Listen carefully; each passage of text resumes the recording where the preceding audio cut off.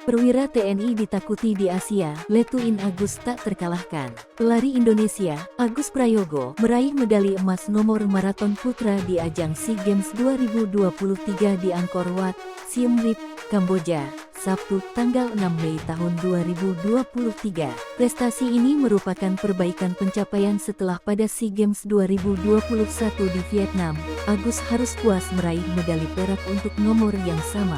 Melansir Kompas.com, kesuksesan Agus meraih catatan waktu 2 jam 32 menit 59 detik menjadi sumbangan emas kedua bagi Indonesia di Pesta Olahraga Asia Tenggara tahun ini.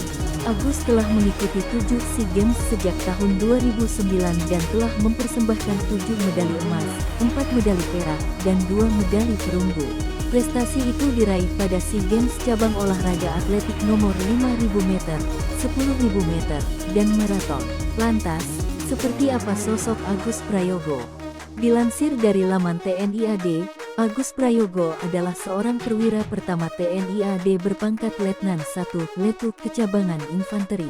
Sehari-hari, Letuin Agus Prayogo berdinas di Sekolah Calon Perwira Angkatan Darat Secapaat Bandung, Jawa Barat. Pria kelahiran Bogor, Jawa Barat, pada tanggal 23 Agustus tahun 1985 ini merupakan atlet lari jarak jauh kebanggaan Indonesia.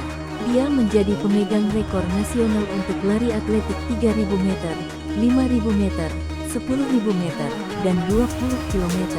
Bukan hanya itu, Agus Prayogo turut memegang rekor half marathon dalam ajang Gold Coast Marathon Australia pada 2019.